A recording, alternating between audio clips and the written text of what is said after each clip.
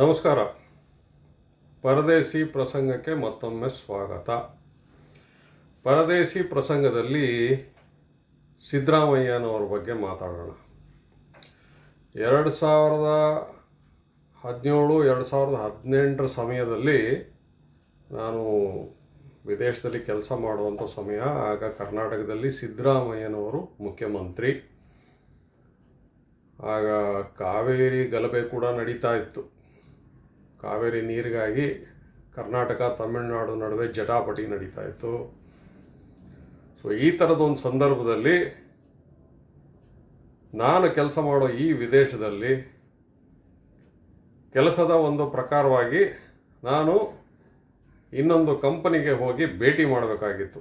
ಒಂದಿಬ್ಬರನ್ನು ಆ ಕಂಪನಿಗೆ ಹೋಗಿ ಭೇಟಿ ಮಾಡಬೇಕು ಅಂದರೆ ಪರ್ಮಿಷನ್ ತಗೋಬೇಕು, ಎಂಟ್ರಿ ಪಾಸು, ಇವೆಲ್ಲ ಫಾರ್ಮ್ಯಾಲಿಟೀಸ್ ಇರುತ್ತೆ ಅಲ್ವಾ.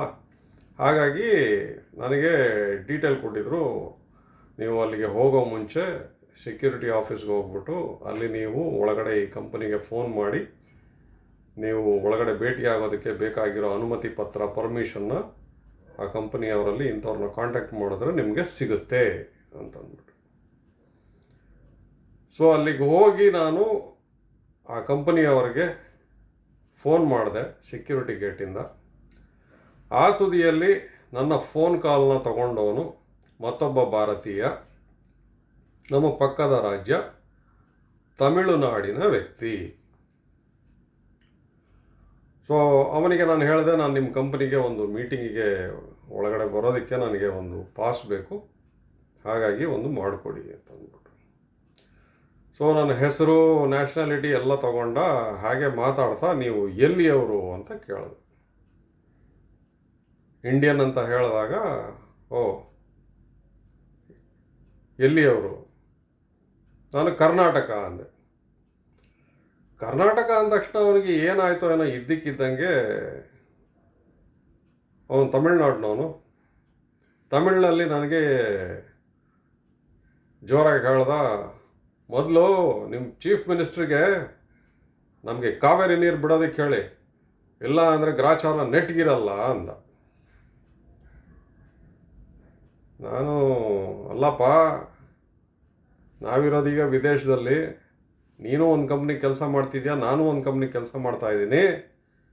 ನನಗೀಗ ನಿಮ್ಮ ಕಂಪ್ನಿನಲ್ಲಿ ಒಬ್ಬರನ್ನ ಭೇಟಿ ಆಗಬೇಕು, ಅದಕ್ಕೆ ನನಗೆ ಪಾಸ್ ಬೇಕು, ಅದಕ್ಕೆ ನಾನು ನನ್ನ ಡೀಟೇಲ್ ಕೊಟ್ಟೆ.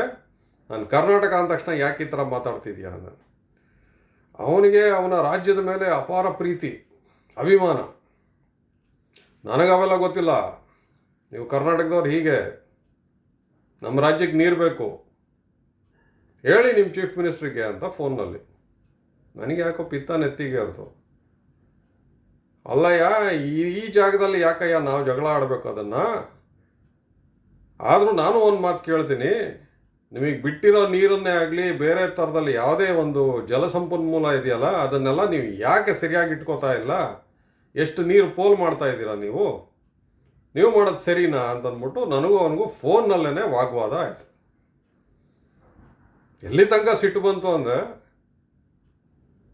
ಅವನಿಗೆ ನನ್ನ ಮೇಲೆ ಸಿಟ್ಟು, ನನಗೆ ಅವನ ಮೇಲೆ ಸಿಟ್ಟು. ನಾನು ಆ ಕಂಪ್ನಿ ಒಳಗಡೆ ಹೋಗಿ ಅವನ್ನ ಭೇಟಿ ಮಾಡಿ ಅಲ್ಲಿ ಅವನ ಹತ್ರ ಜಗಳ ಮಾಡಲ, ಇಲ್ಲ ಅಂದರೆ ಅವನಿಗೆ ಫೋನಲ್ಲಿ ಹೇಳಿಬಿಟ್ಟೆ, ಬಾ ನೀನು ಆಚೆ ಬಾ, ನೀನು ನೋಡ್ಕೊತೀನಿ ನಾನು, ನೀನು ಯಾರಾದರೂ ಸರಿ ಅಂತ ಅಂದ್ಬಿಟ್ಟು. ಯಾಕೆಂದರೆ ಆ ಟೈಮಲ್ಲಿ ನನ್ನ ಕನ್ನಡ ಅಭಿಮಾನ. ನಾನೇನು ಕಾಂಗ್ರೆಸ್ ಸಪೋರ್ಟ್ ಅಲ್ಲ, ಸಿದ್ದರಾಮಯ್ಯಂಗೆ ಸಪೋರ್ಟ್ ಅಲ್ಲ. ಆದ್ರೇನಂತೆ, ನಮ್ಮ ರಾಜ್ಯದ ಮುಖ್ಯಮಂತ್ರಿ ಒಬ್ಬ ವ್ಯಕ್ತಿಗೆ ಹೇಗೆ ಗೌರವ ಕೊಡಬೇಕು ಅಂತ ಅವನಿಗೆ ಗೊತ್ತಿಲ್ಲ, ಬಾಯಿಗೆ ಬಂದಂಗೆ ಮಾತಾಡ್ತಾನೆ. ಸೊ ಇಷ್ಟು ವಾಗ್ವಾದ ಎಲ್ಲ ನಮ್ಮಿಬ್ಬರ ಮಧ್ಯೆ ಜಗಳಕ್ಕೆ ತಿರುಗಿಬಿಡ್ತು. ಆಮೇಲೆ ಒಂದು 2-3 ನಿಮಿಷದಲ್ಲಿ ಮತ್ತೆ ನಮ್ಮನ್ನು ನಾವೇ ಸಂಭಾಳಿಸ್ಕೊಂಡ್ವಿ.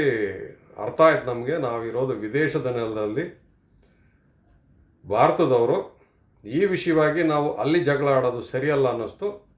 ಆಮೇಲೆ ಮುಂದೇನಾಯಿತು ಅಂದರೆ, ಅಲ್ಲ ಕಂಪ್ನಿಲಿ ನಾನು ಯಾರನ್ನ ಭೇಟಿ ಮಾಡಬೇಕಾಗಿತ್ತು ಅವ್ರ ಹತ್ರ ನಾನು ಭೇಟಿ ಆದೇ ಆಯಿತು. ಈ ವ್ಯಕ್ತಿನೂ ನಾನು ಆಮೇಲೆ ಅಲ್ಲಿ ಒಳಗಡೆ ನೋಡಿದೆ, ಅವನು ನನ್ನ ನೋಡ್ದ. ಅವನಿಗೆ ಒಂದು ಮಾತು ಹೇಳಿದೆ, ನೋಡು, ದೇಶ ಬಿಟ್ಟು ನಾವು ಆಚೆ ಬಂದಾಗ ನಾವು ಭಾರತೀಯರು, ಬೇರೆ ದೇಶದವ್ರ ಮುಂದೆ ನಾವು ಈ ರೀತಿ ಜಗಳ ಮಾಡೋದು ಸರಿಯಲ್ಲ. ಇಷ್ಟಕ್ಕೂ ನಾವು ಮಾಡಿದ್ದು ಜಗಳ ಅಂಥದ್ದಾಗಿ ಯಾರು ಹೆಚ್ಚಲ್ಲಿ ನೋಡಲಿಲ್ಲ. ಆದರೂ ಸಹ ಒಂದು ಮಾತು ಹೇಳ್ತಾ ಇದ್ದೀನಿ, ಇದೆ ನಮಗೂ ನಿಮಗೂ ವ್ಯತ್ಯಾಸಗಳಿದೆ, ಕೆಲವೊಂದು ವಾದ ವಿವಾದಗಳಿದ್ದಾವೆ, ಅದನ್ನು ನಾವು ಬಗೆಹರಿಸ್ಕೋಬೇಕು. ಕೆಲವೊಂದಕ್ಕೆ ಪರಿಹಾರವನ್ನು ನಮಗೆ ನಾವೇ ಕಂಡುಕೋಬೇಕು.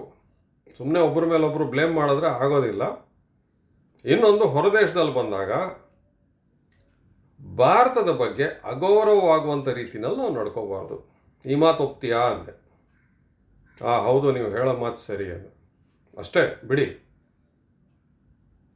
ಸೊ ಸಿದ್ದರಾಮಯ್ಯ ಅವರು ಮುಖ್ಯಮಂತ್ರಿ ಆಗಿದ್ದಂಥ 2013ರಿಂದ 2018 ಸಮಯದಲ್ಲಿ ವಿದೇಶದಲ್ಲಿ ನಡೆದಂಥ ಒಂದು ಸಣ್ಣ ಪರದೇಸಿ ಪ್ರಸಂಗ ಏನನ್ನಿಸ್ತು ನಿಮಗೆ?